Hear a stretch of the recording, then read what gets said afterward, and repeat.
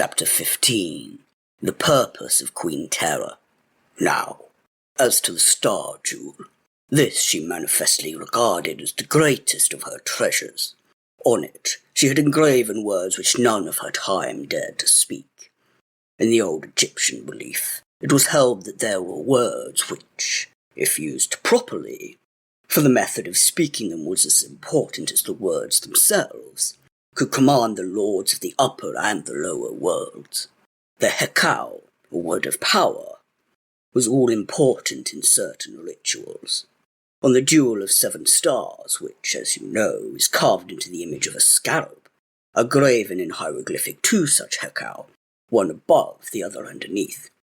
But you will understand better when you see it. Wait here. Do not stir. As he spoke, he rose and left the room. A great fear for him came over me, but I was in some strange way relieved when I looked at Margaret. Whenever there had been any possibility of danger to her father, she had shown great fear for him. Now, she was calm and placid. I said nothing, but waited. In 2 or 3 minutes, Mr. Trelawney returned. He held in his hand a little golden box. This, as he resumed his seat, he placed before him on the table. We all leaned forward as he opened it. On a lining of white satin lay a wondrous ruby of immense size, almost as big as the top joint of Margaret's little finger. It was carved and it could not possibly have been its natural shape. Jewels do not show the working of the tool into the shape of a scarab, with its wings folded and its legs and feelers pressed back to its sides. Shining through its wondrous pigeon's blood colour were 7 different stars, each of 7 points, in such position as they reproduced exactly the figure of the plough. There could be no possible mistake as to this in the mind of anyone who had ever noted the constellation. On it were some hieroglyphic figures cut with the most exquisite precision, as I could see when it came to my turn to use the magnifying glass, which Mr. Trelawney took from his pocket and handed to us. When we all had seen it fully, Mr. Trelawney turned it over so that it rested on his back, in a cavity made to hold it in the upper half of the box. The reverse was no less wonderful than the upper, being carved to resemble the underside of the beetle. It, too, had some hieroglyphic figures cut on it. Mr. Trelawney resumed his lecture as we all sat with our heads close to this wonderful jewel. As you see, there are 2 words, one on the top, the other underneath. The symbols on the top represent a single word, composed of 1 syllable prolonged, with its determinatives. You know, all of you, I suppose, that the Egyptian language was phonetic, and that the hieroglyphic symbol represented the sound. The first symbol here, the ho, means mer, and the 2 pointed ellipses, the prolongation of the final r. Mer. The sitting figure with the hand to its face is what we call the determinative of thought, and the role of papyrus that of abstraction. Thus, we get the word mer, love in its abstract, general and fullest sense. This is the hekau which can command the upper world. Margaret's face was a glory as she said in a deep, low, ringing tone, "Oh, but it is true. How the old wonder-workers guessed at almighty truth." Then a hot blush swept her face and her eyes fell. Her father smiled at her lovingly as he resumed, "The symbolization of the word on the reverse is simpler, though the meaning is more abstruse. The first symbol means men, abiding, and the second ab, the heart, so that we get abiding of heart, or, in our own language, patience. And this is the hekau to control the lower world." He closed the box and, motioning us to remain as we were, he went back to his room to replace the jewel in the safe. When he had returned and resumed his seat, he went on, "That jewel, with its mystic words, and which Queen Tera held under her hand in the sarcophagus, was to be an important factor, probably the most important, in the working out of the act of her resurrection. From the first, I seemed by a sort of instinct to realize this. I kept the jewel within my great safe, whence none could extract it, not even Queen Tera herself with her astral body. Her astral body? What is that, Father? What does that mean? There was a keenness in Margaret's voice as she asked the question, which surprised me a little, but Trelawney smiled a sort of indulgent parental smile, which came through his grim solemnity like sunshine through a rifted cloud, as he spoke. The astral body, which is a part of Buddhist belief long subsequent to the time I speak of, and which is an accepted fact of modern mysticism, had its rise in ancient Egypt, at least as so far as we know. It is that the gifted individual can at will, quick as thought itself, transfer his body whithersoever he chooses, by the dissolution and reincarnation of particles. In the ancient belief, there are several parts of a human being. You may as well know them, so that you will understand matters relative to them or dependent on them as they occur. First, there is the ka, or double, which, as Dr. Budge explains, may be defined as an abstract individuality of personality, which was imbued with all the characteristic attributes of the individual it represented, and possessed an absolutely independent existence. It was free to move from place to place on earth at will, and it could enter into heaven and hold converse with the gods. Then there was the ba, or soul, which dwelt in the ka, and had the power of becoming corporeal or incorporeal at will. It had both substance and form. It had power to leave the tomb. It could revisit the body in the tomb, and could reanimate it and hold converse with it. Again there was the ku, the spiritual intelligence or spirit. It took the form of a shining, luminous, intangible shape of the body. Then again, there was the sekhem or power of a man, his strength or vital force personified. These were the kaibit or shadow, the ren or name, the kat or physical body, and ab, the heart, in which life was seated and went to the full making up of a man. Thus you will see that if this division of functions, spiritual and bodily, ethereal and corporeal, ideal and actual, be accepted as exact, there are all the possibilities and capabilities of corporeal transference, guided always by an unimprisonable will or intelligence. As he paused, I murmured the lines from Shelley's Prometheus Unbound. The Magnus Zoroaster met his own image walking in the garden. Mr. Trelawney was not displeased. Quite so, he said in his quiet way. Shelley had a better conception of ancient beliefs than any of our poets.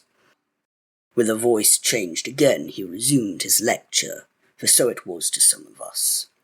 There is another belief of the ancient Egyptian which you must bear in mind, that regarding the Asheptui figures of Osiris, which were placed with the dead to its work in the underworld.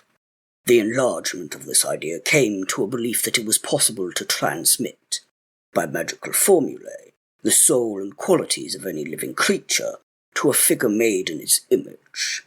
This would give a terrible extension of power to one who held the gift of magic.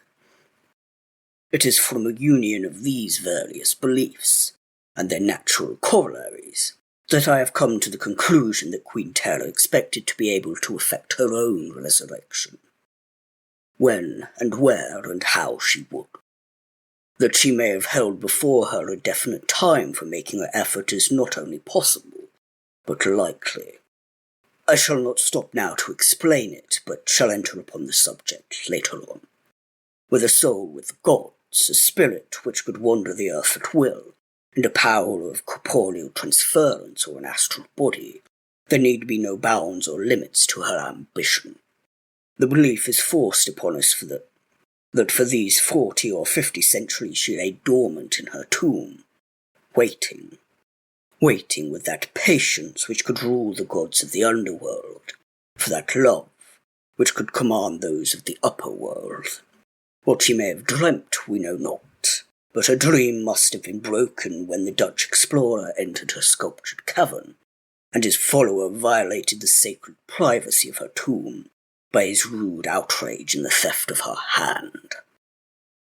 That theft, with all that followed, proved to us one thing, however, that each part of her body, though separated from the rest, could be a central point or rallying place for the items or particles of her astral body. That hand in my room could ensure her instantaneous presence in the flesh, and its equally rapid dissolution. Now comes the crown of my argument. The purpose of the attack on me was to get the safe open, so that the sacred jewel of 7 stars could be extracted.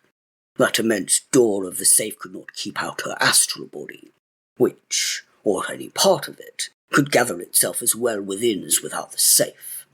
And I doubt not that in the darkness of the light that mummied hand sought often the talisman jewel, and drew new inspiration from its touch. But despite all its power, the astral body could not remove the jewel through the chinks of the safe. The ruby is not astral, and it could only be moved in the ordinary way by the opening of the doors. To this end, the Queen used her astral body and the fierce force of her familiar to bring to the keyhole of the safe the master key, which debarred her wish. For years I have suspected, nay, have believed as much, and I, too, guarded myself against powers of the netherworld. I, too, waited in patience till I should have gathered together all the factors required for the opening of the magic coffer and the resurrection of the mummied queen. He paused, and his daughter's voice came out sweet and clear, and full of intense feeling. Father, in the Egyptian belief, was the power of resurrection of a mummied body a general one? Or was it limited? That is, could it achieve resurrection many times in the course of ages? Or only once, and that one final? There was but one resurrection, he answered. There were some who believed that this was to be a definite resurrection of the body into the real world. But in the common belief, the spirit found joy in the Elysian fields, where there was plenty of food and no fear of famine, where there was moisture and deep-rooted reeds, and all of the joys that are to be expected by the people of an arid land and burning clime. Then Margaret spoke with an earnestness which showed the conviction of her inmost soul. To me, then, it's given to understand what was the dream of this great and far-thinking and high-souled lady of old, the dream that held her soul in patient waiting for its realization through the passing of all those tens of centuries. The dream of a love that might be, a love that she felt that she might, even under new conditions, herself evoke. The love that is the dream of every woman's life, of the old and of the new, pagan or Christian, under whatever sun, in whatever rank or calling, however may have been the joy or pain of her life in other ways. Oh, I know it. I am a woman, and I know a woman's heart. What were the lack of food or the plenitude of it? What were the feast or the famine to this woman, born in a palace, with the shadow of the crown of the 2 Egypts on her brows? What were reedy morasses or the tinkle of running water to her whose barges could sweep the great Nile from the mountains to the sea? What were petty joys and absence of petty fears to her, the raising of whose hand could hurl armies, or draw to the water stairs of her palaces the commerce of the world? At whose word rose temples filled with all the artistic beauty of the times of old, which it was her aim and pleasure to restore, under whose guidance the solid rock yawned into the sepulchre that she designed. Surely, such a one had nobler dreams. I can feel them in my heart. I can see them with my sleeping eyes. As she spoke, she seemed to be inspired, and her eyes had a far-away look, as though they saw something beyond mortal sight. And then the deep eyes filled up with unshed tears of great emotion. The very soul of the woman seemed to speak in her voice, whilst we who listened sat entranced.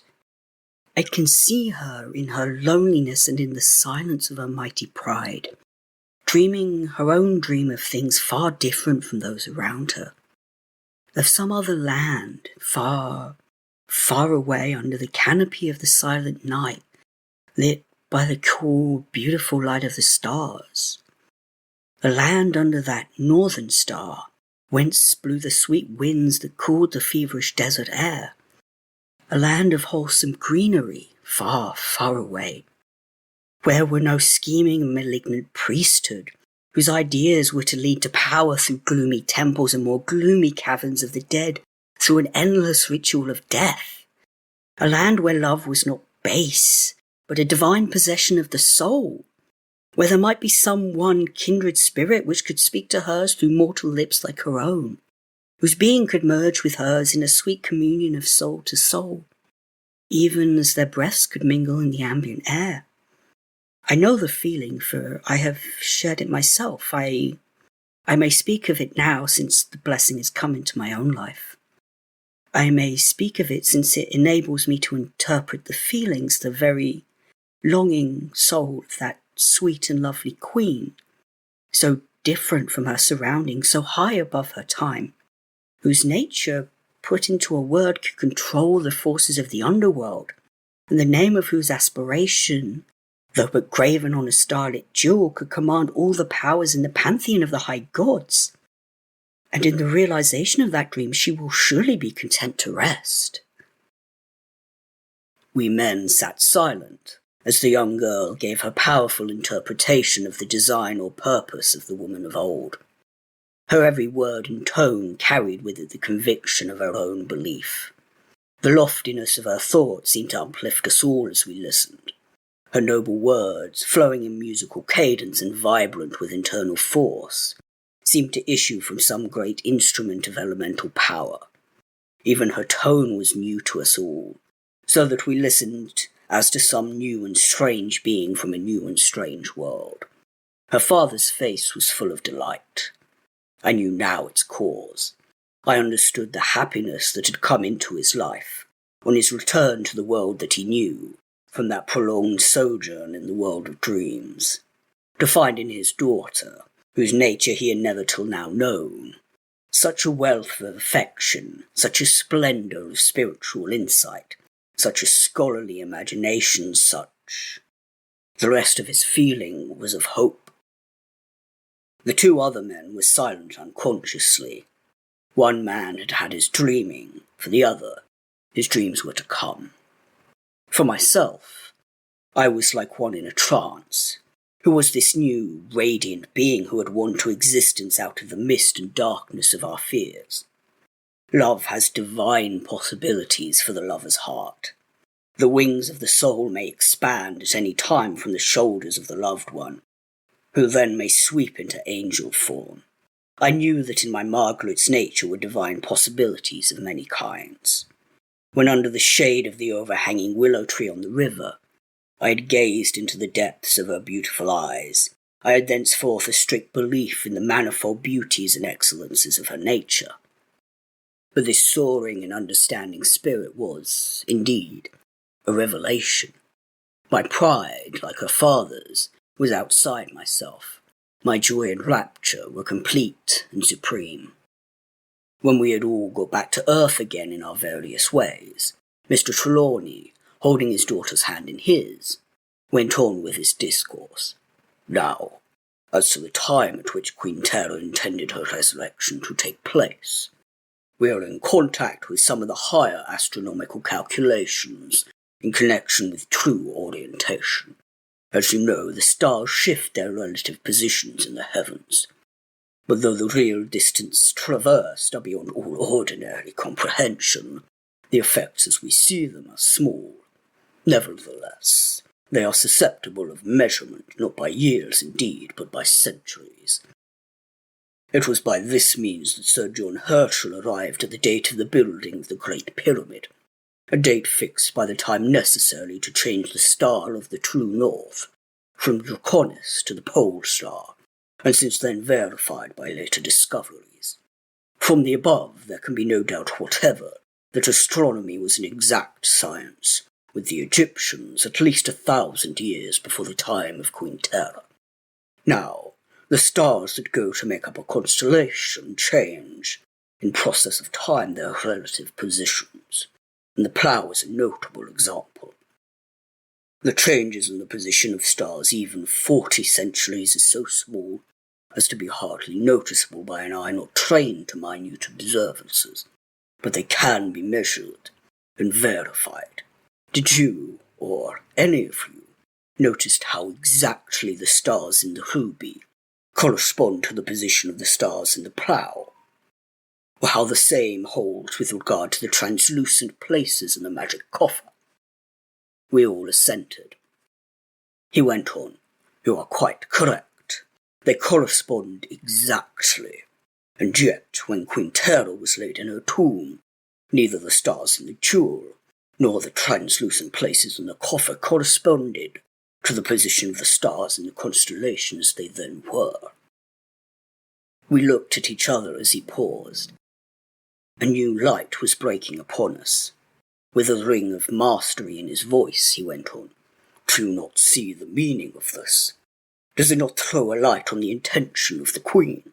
She, who is guided by augury and magic and superstition, naturally chose a time for her resurrection, which seemed to have been pointed out by the high gods themselves, who had sent their message on a thunderbolt from other worlds.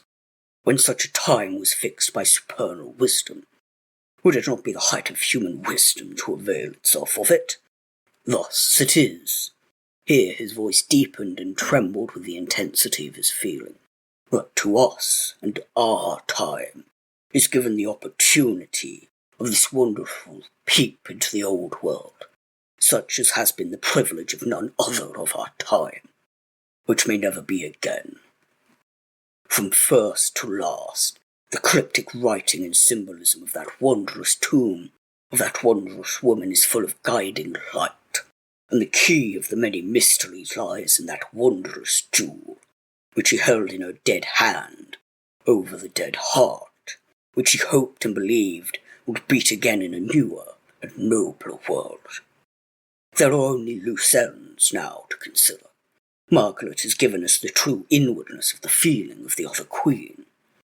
He looked at her fondly and stroked her hand as he said it. "For my own part, I sincerely hope she is right, for in such a case it will be a joy, I am sure, to all of us to assist at such a realization of hope. But we must not go too fast, or to believe too much in our present state of knowledge. The voice that we hearken for comes out of times strangely other than our own, when human life counted for little, and when the morality of the time made little account of the removing of obstacles in the way to achievement of desire. We must keep our eyes fixed on the scientific side, and wait for the developments on the psychical side. Now, as to this stone box, which we call the magic coffer, as I have said, I am convinced that it opens only in obedience to some principle of light, or to the exercise of some of its forces at present unknown to us. There is here much ground for conjecture and for experiment, for as yet the scientists have not thoroughly differentiated the kinds and powers and degrees of light. Without analysing various rays, we may, I think, take it for granted that there are different qualities and powers of light, and this great field of scientific investigation is almost virgin soil. We know as yet so little of natural forces that imagination need set no bounds to its flights in considering the possibilities of the future. Within but a few years we have made such discoveries as 2 centuries ago would have sent the discoverers to the flames. The liquefaction of oxygen, the existence of radium, of helium, of polonium, of argon, the different powers of Röntgen and cathode and Becquerel rays, and as we may finally prove that there are different kinds and qualities of light, so we may find that combustion may have its own powers of differentiation, that there are qualities in some flames non-existent in others, and maybe that some of the essential conditions of substance are continuous, even in the destruction of their bases. Last night I was thinking of this, and reasoning that as there are certain qualities in some oils which are not in others, so there may be certain similar or corresponding qualities or powers in the combinations of each. I suppose suppose we have all noticed some time or other that the light of colza oil is not quite the same as that of paraffin, or that the flames of coal gas and whale oil are different. They find it so in the lighthouses. All at once it occurred to me that there might be some special virtue in the oil which had been found in the jars when Queen Tera's tomb was opened. These had not been used to preserve the intestines as usual, so they must have been placed there for some other purpose. I remembered that in Van Huyn's narrative he had commented on the way the jars were sealed. This was likely, though effectually, they could be opened without force.